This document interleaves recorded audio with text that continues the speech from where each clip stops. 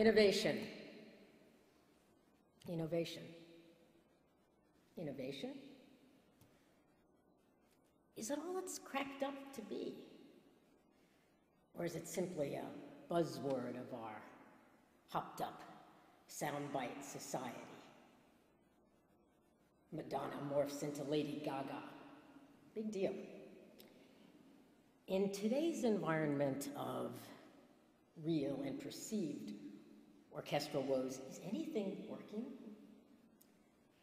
Do we really have to do this innovation thing? What is it anyway?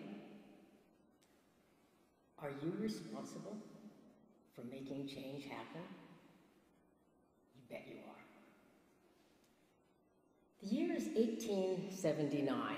Western Union dominates the technology of communication with telegraph lines crisscrossing the country. The Pony Express is folded. The telegraph is revolutionary, and the future is now. Western Union rules the waves, a textbook example of a cutting-edge American business that was then defining our nation.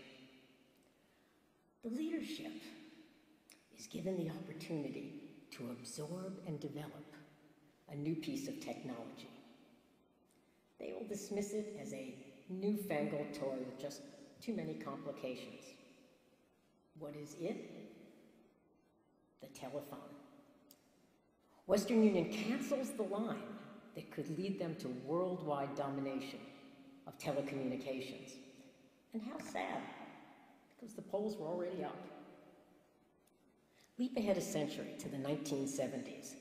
A rambunctious, caffeinated young techie literally trades shares of his new company to purchase access to Silicon Valley's state-of-the-art think tank, run by none other than Xerox.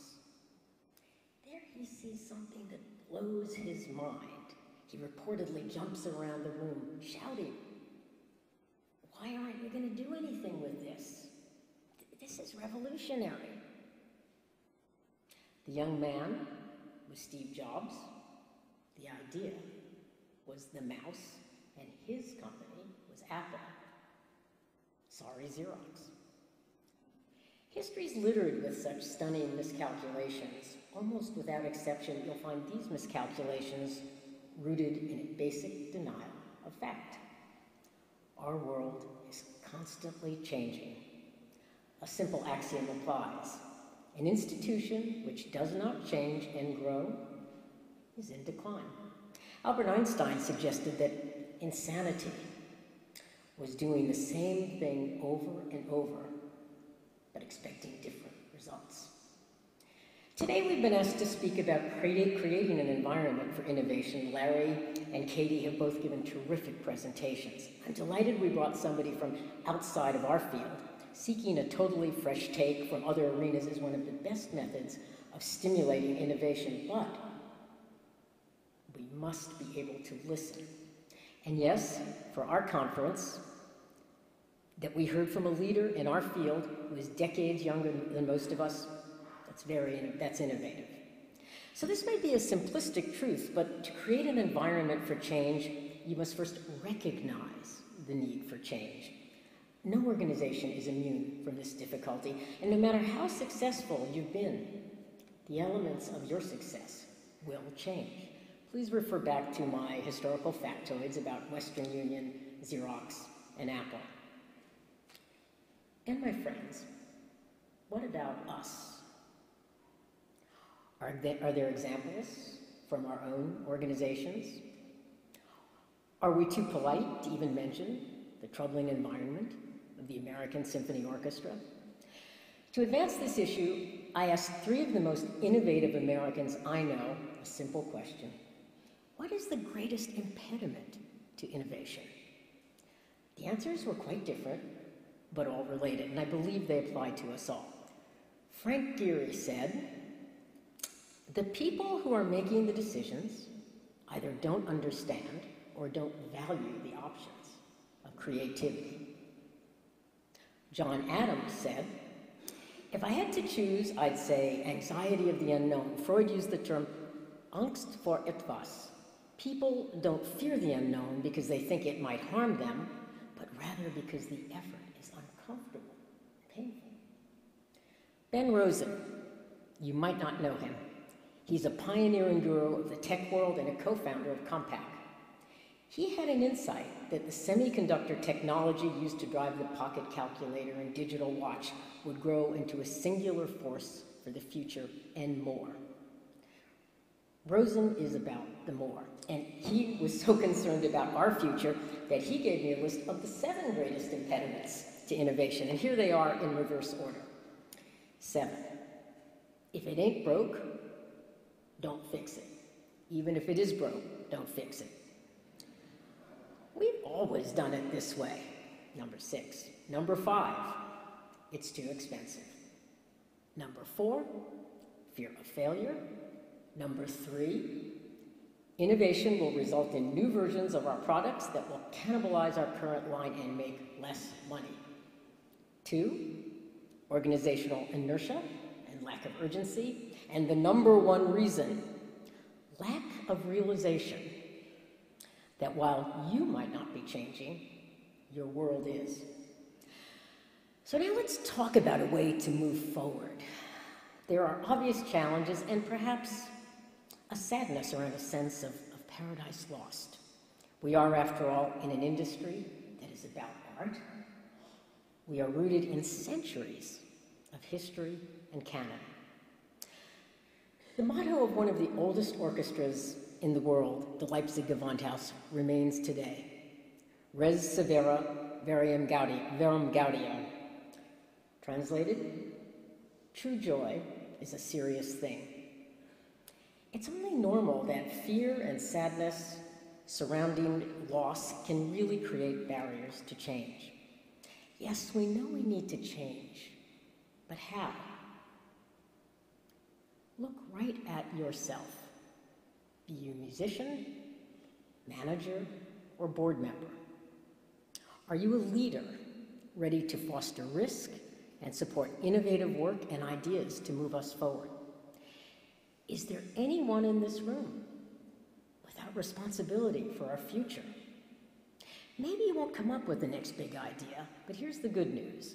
Remember, Steve Jobs did not invent the mouse or the PC or the iPod or the iCloud. Steve Jobs, great leaders are rarely touched by the ones, great leaders are rarely the ones who actually come up with the idea, touched by genius. Leaders are the ones who create a sense of urgency and empowerment to produce those ideas and are prescient enough to recognize them. They must also have the will and the courage to make them real. As CEO of the Los Angeles Philharmonic, I have the privilege of working with great and dedicated colleagues and board members who know more than I do. At the LA Phil, we allow for risk and learn from our failures. This means that we also allow for some messiness, an occasional touch of chaos, and we don't declare failure when we hit the first speed bump. We live by a motto that I promise you every board member, musician, and staffer knows. Innovation and excellence. A slightly different take from the Gewandhaus motto, and please note, innovation comes first. Toto, we're not in Leipzig anymore. These dual concepts, innovation and excellence, are the lens by which we make decisions and seek to drive our institutional legacy. It's always stimulating, and sometimes it's slightly scary. Frank Gehry, John Adams, and Ben Rosen listed their impediments to innovation. As a manager, let me add another. We must not let our own institutional cultures and expectations of neatness strangle us. Innovation is messy. Innovation can be destabilizing. It's an almost natural urge to choke transformative ideas until they are safe and corporate. We well-trained executives have a lot to worry about. What is the time frame? What are the best practices? Who said you could do this? Can you define exactly what it is you are doing? What are your 10-year financial projections? And, of course, what is your exit strategy? The very life can be squeezed out of an idea worth trying. Is there anything more dooming to innovation than an exit strategy? Does innovative work simply require too much aligned institutional effort? In the end, is it just too much of a departure from our current way of working? Please remember Western Union.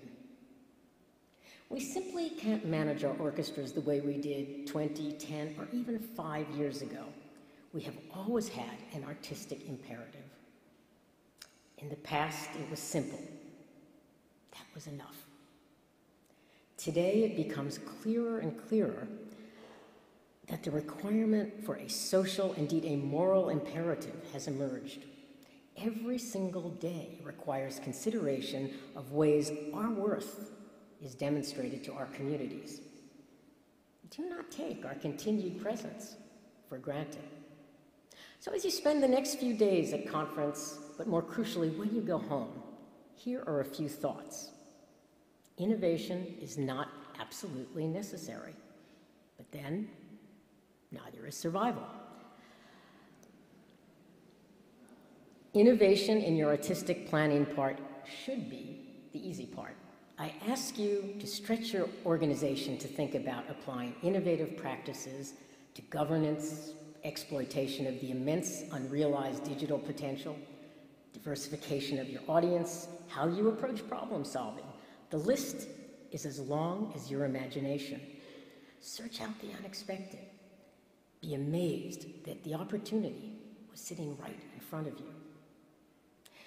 There's a spirit of vibrancy and creativity that informs our art. Consider Beethoven, Stravinsky, Schoenberg. We revere them because they were innovators who created seismic change to the rules. As leaders, we too are creators. It is our responsibility to keep moving forward. Now, today we face a special challenge and opportunity. We must pioneer more meaningful and productive ways to work with our musicians.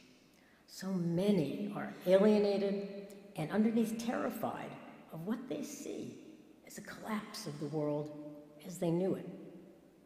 It might be as simple as just starting to talk with them, which, as many of you know, is not as simple or as easy as it sounds. They fear even discussing the possibility of change will somehow weaken their position. But really, the times are too critical to say, hey, we do our job, you do yours. Board members must not shrink from ongoing frank institutional assessment and responsible planning. It is a disaster when this is delayed so long, it ends up in bankruptcy court. This is not governance. A vibrant future will require an aligned effort. And the size of your budget should never be an excuse to scrimp on creativity. Innovation costs nothing, but seek the right solution for your own community. It may not be the same as the one for mine, but trust it. It will be right for you. Because we cherish the past of our art form, are we clinging to a notion that change might somehow ruin it? In a world of sound, are we turning a deaf ear to change? The best way to predict the future is for you to invent it.